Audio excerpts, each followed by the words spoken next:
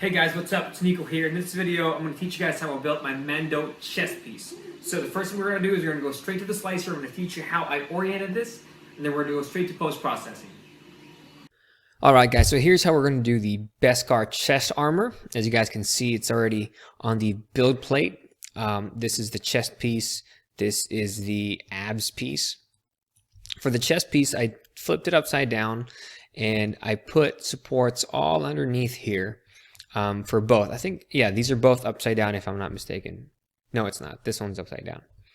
All right, so what I've also done is I've set the offset for the Z height for both of these by about 5 millimeters, so that in the off chance that it does warp off the build plate because it's too cold, it's not going to affect the print at all.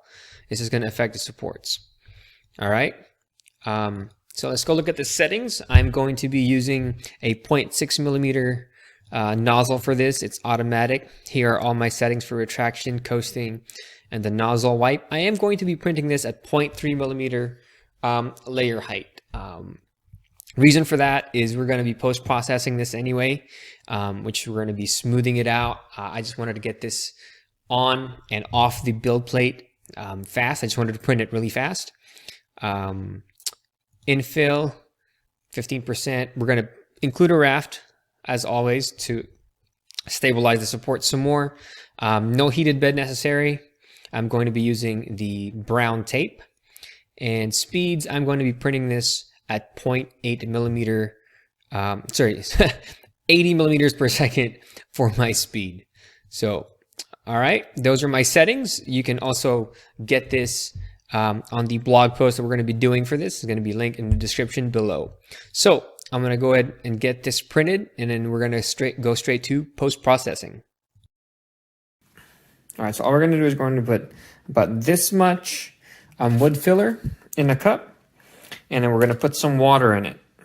All right, now there is no exact measurement for this, but you just add enough water to make sure that when you stir it, it's going to give you a nice milky consistency. So this is actually a little too runny. I want it just a tad bit thicker, so I'm just going to add a little bit more wood filler in there, just to give it the consistency that I'm looking for. I want it to be a little creamier than that, and not so much runny or watery. So that's about what I'm looking for, consistency-wise. Maybe a tad bit more. That's okay because I'm going to be using this for a few pieces here. So there you go, nice and thick for consistency. And now we're just going to take this and spread it around onto the pieces. All right, so now that it's nice and dried, you got to make sure that it's dried all the way, fully dry, because if not, you're going to get gummy sandpaper. All right, so the first thing you got to do is sand it with 180 grit sandpaper. Then we're going to go up to 320. Then I'm going to go up to 400, and then after that, we're going to prime it. All right, so now that I have primed it with some filler primer, there's still some spots on here that I'm not really too happy with.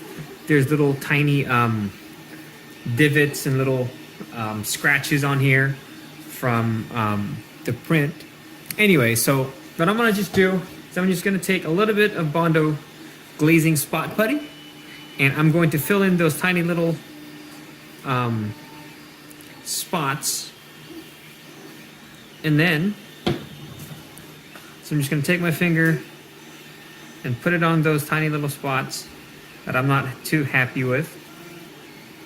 And that's going to fill in those tiny little holes that the filler primer and the wood filler mixture just didn't fix. So I'm going to go through that for both of these, and then we're going to sand it and prime it again, and we're just going to repeat this process until we're happy. All right, after it dries off, you're just going to take some 320 grit sandpaper, and you're just going to sand it down until it's smooth. And then you're going to prime it again, and you're going to repeat the process until you're happy with the entire product. Alright guys, so for the paint, we're going to be using this Krylon Fusion all-in-one paint and primer, metallic silver. I'm going to be using this for a majority of the entire build.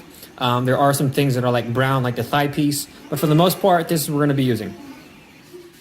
And that's it, you guys. That's how I built the Mando chest piece. Now this needs to be put on, obviously the undersuit and all that.